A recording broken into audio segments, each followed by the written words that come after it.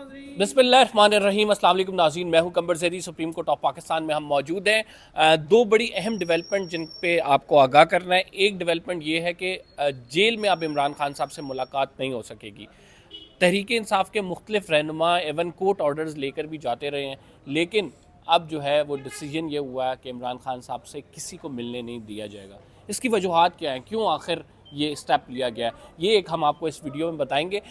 दूसरी जो एक DGISI हैं, इनके हवाले से क्या इनकी कहीं तैनाती होने जा रही है, इनके हवाले से जो खबरें चल रही हैं, क्या इनको अम्बेसडर US अम्बेसडर भेजा जाएगा या नहीं भेजा जाएगा, क्या उसमें हमने जो इन्वेस्टिगेट किया इस मामले को, क्या खबर निकली है, वो भी हम आपके साथ शेयर करेंगे। मरियम नवाज़ के हवाले से भी हम इस व्लॉग में थोड़ा सा डिस्कस करने जा रहे हैं। जस्टिस आमिर फ़ारूक, मरियम नवाज़, आगे चल के आपको वो खबर भी मिल जाएगी। अगर आपने चैनल को अभी तक सब्सक्राइब नहीं किया तो सब्सक्राइब ज़रूर कर लें। सुहेल रशीद साहब हमारे साथ मौजूद है, समा के ब्रिलियंट रिपोर्टर।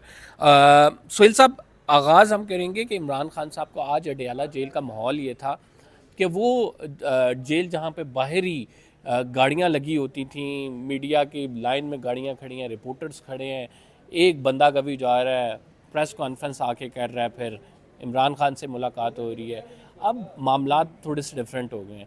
आपने देखें कि इसको अगर लिंक करें कि पहले अडयाला जेल में जो है वो कैदियों की आपस में लड़ाई हुई, कुछ कैदी मर गए, ठीक है। उसके बाद फिर तीन लोग वहाँ से पकड़े गए, अफ़गानिस्तान से आए, और वो अफ़गानिस्तान से उन्होंने जो है वो हमला करने आए थे, और उसके बाद फिर ये तीसरा स्टेप ये हुआ कि मुकम्मल तौर पर पाबंदी लग गई। तो ये बिल्ट अप जो सेटअप है वो हम देख रहे हैं। क्या मकासद हो सकते हैं? एक तरफ हमें आते हुए सैनेट इंतखाबात नज़र आ रहे हैं, दूसरी तरफ इमरान खान साहब की वो सियासी हलचल नज़र आ रही है जिसके बायस वो मज़ामती अपना जो नैरेटिव है उसको सिर्फ पार्लियामेंट तक महदूद नहीं कर रहे, बल्कि सड़कों पे लाने की और 4 हलकों खोलने की भी बात कर रहे हैं। बहुत शुक्रिया जी। देखें, सबसे पहले जो आपने अडयाला जेल वाली बात किया, तो मेरा ख्याल है गवर्नमेंट ने ये फैसला किया कि उधर बाहर जो एक पक्का मेला लगा हुआ है, फ़लाँ आ गया फ़लाँ चला गया, एक हैपनिंग बनी हुई है, वहाँ से मीडिया से ज़्यादा व्लॉगिंग हो रही है, ठीक है। और डिजिटल मीडिया पे जो PTI का मीडिया सेल है और जो PTI के लोग हैं वो वहाँ से जाके मैराथन वो कर रहे हैं। तो कहीं ना कहीं उन्होंने आइडेंटिफाई किया कि अब इस सिलसिले को भी यहाँ पे थोड़ा सा कर्टेल करना है।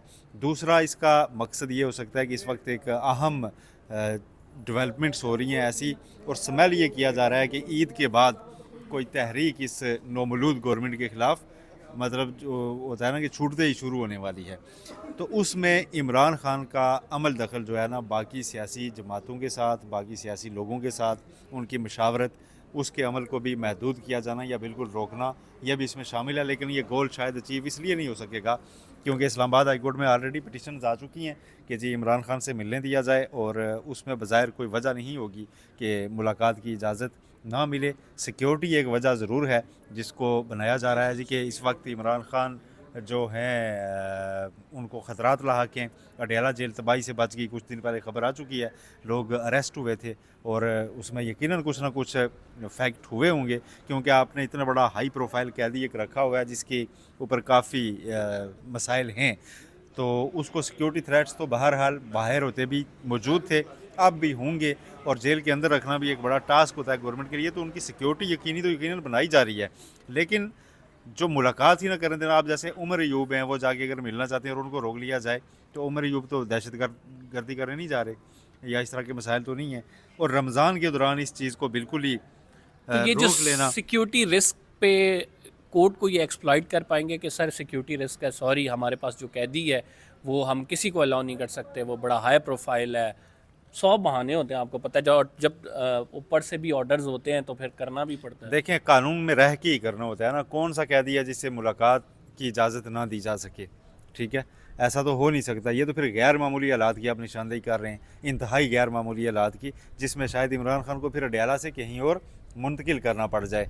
और ये भी कार्ड्स पे हो सकता है कि फ्यूचर में ऐसा भी शायद किया जाए। लेकिन इस वक्त जो मैं ज़ाती तौर पे ऑब्ज़र्व कर रहा हूँ, जो मैं समझ रहा हूँ कि ये सारी मूव इसलिए है कि इमरान खान की जो अपनी पॉलिटिकल पार्टी के ऊपर भी जो वो डायरेक्शंस दे रहे हैं, उनका रोल कम से कम उस पर किया जा सके, उसमें रुकावट डाली जा सके, क्योंकि ये दिन बहुत अहम है। ईद का इंतज़ार आम लोगों को है, अपोजिशन को ईद का इंतज़ार किसी और वजह से है कि उसके बाद हम तहरीक चलाएंगे। मौलाना फजल रहमान बड़ा की रोल है उनका इस वक्त। अच्छा, कल उनकी फवाद तरफ चौधरी ने भी ये कहा कि अगर मौलाना फजलुर रहमान बाहर निकल आते हैं तो ये हुकूमत के लिए संभलना बहुत मुश्किल हो जाएगा। उसकी वजह यह है कि ग्रैंड अलायंस, ये ग्रैंड ग्रैंड अलायंस और अलायंस स्ट्रीट निकलेगा, पावर बहुत ज़्यादा है ग्रैंड मौलाना के। अलायंस निकलेगा। और स्ट्रीट पावर जो मजहबी जितना भी तबकात होते हैं उनको इलेक्शन में वोट पड़े ना पड़े, उनकी एक वजह होती है।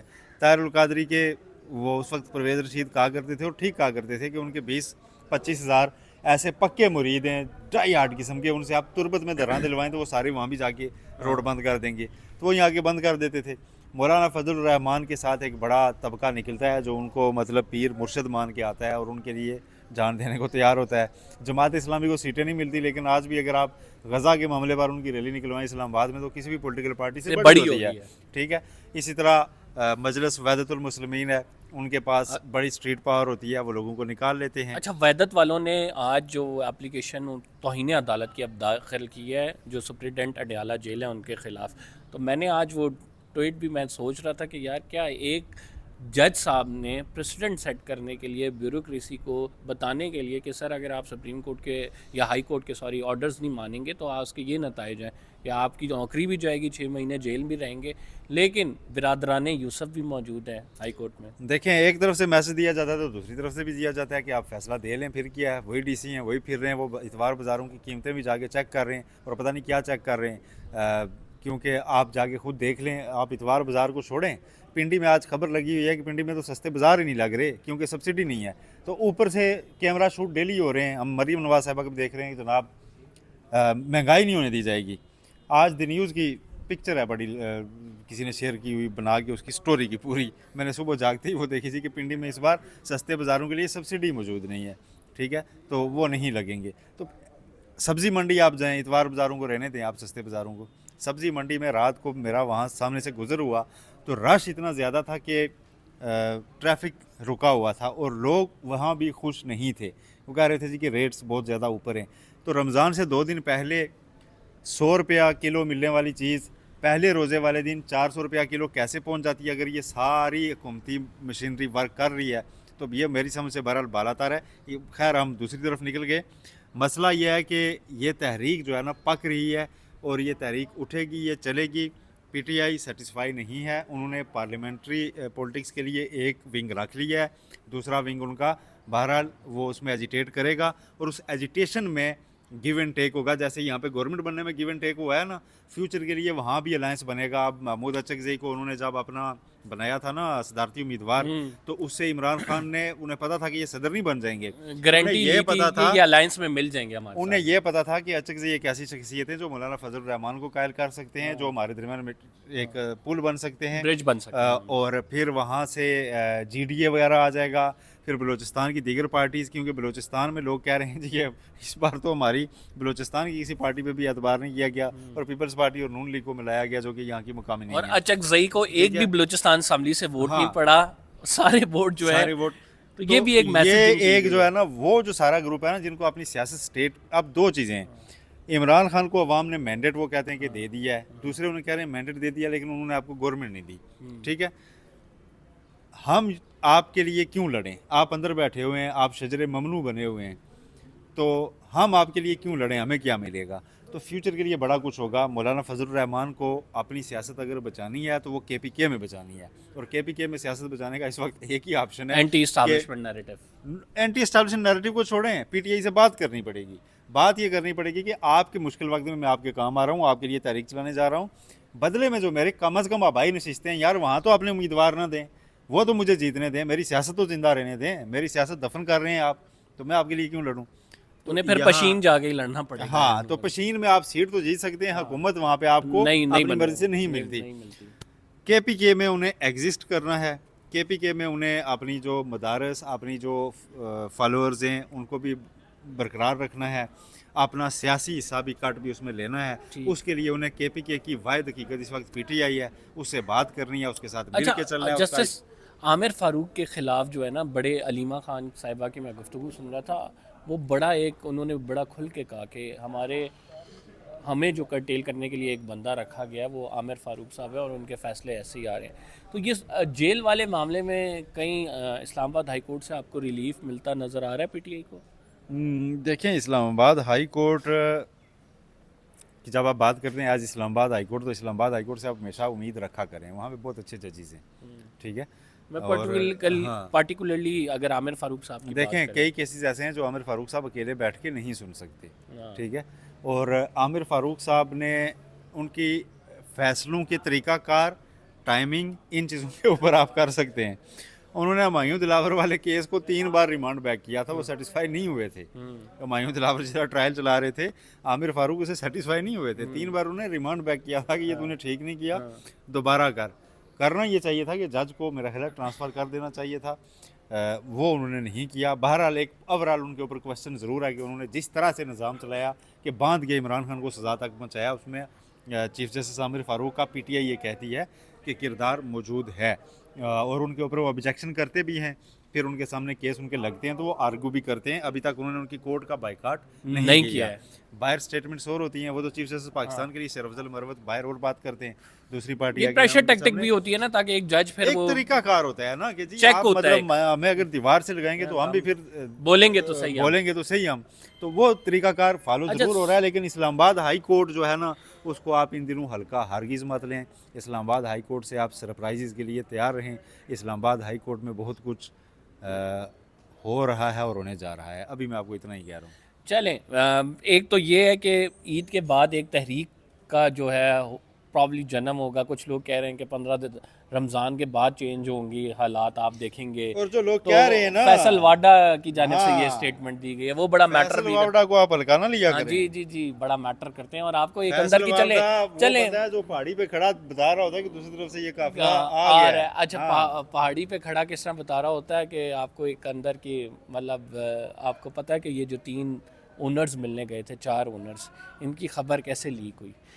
4 मीडिया वाले ओनर्स इकट्ठे एक टाइम पे बुलाया, और उस मीटिंग में DGISPR और DGISI शरीक थे, ठीक है। और उन चारों को बुला के इमरान खान साहब के हवाले से बात की गई, ठीक है। जब इलेक्शंस के बाद, इस ये मामले इलेक्शन को के बाद जो की इस बात कर मामले रहा को हूँ, मैं आप नहीं टच करेंगे, मैं लेकिन बता टच रहा नहीं हूँ। करूंगा, मुझे बिल्कुल इल्म नहीं है। मैं बता रहा हूँ ना, व्यूअर्स को बता रहा हूँ। इसकी खबर एकदम से लीक हो गई, अभी वो पहुँचे भी नहीं थे वापस, के हमने देखा कि वीलॉग्स के ज़रिए, यूट्यूब के ज़रिए खबर लीक हो गई। और इस पे बड़ा उन्हें हुआ भी कि यार ये किस तरह से, अभी तो मिल के भी नहीं गए, ये खबर लीक हो गई। तो ये मामलात जो है ना, इतने छुपते नहीं हैं। अब एक और ख़बर मार्केट में जो है गर्दिश कर रही है, और वो गर्दिश ये कह रही है कि DGISI साहब जो हैं वो जा रहे हैं अमेरिका, और वो वहाँ पे बतौर अम्बासडर ख़िदमात सर अंजाम देंगे। तो इस ख़बर के हवाले से, पहले ये ख़बर कहाँ से आई, इसका सोर्स क्या था, फिर उसके बाद इस ख़बर पे मुख्तलिफ वीलॉग्स हुए।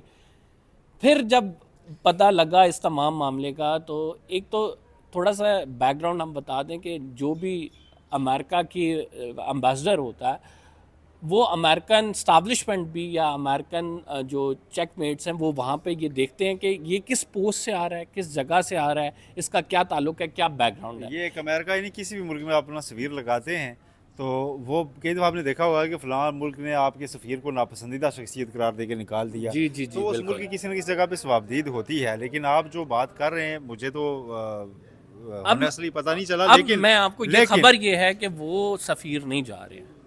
वो सफ़ीर नहीं जा रहे, और यही करीने कयास भी लगता है कि ऐसा होता मुमकिन नहीं आता। एक स्पाई मास्टर जो होता है, उसको आप एकदम कहें कि अमेरिका कहेगा जी कि यहाँ आके तो अम्बेसडर डिप्लोमेसी, वो मेरा ख्याल है मुश्किलात ही होती हैं।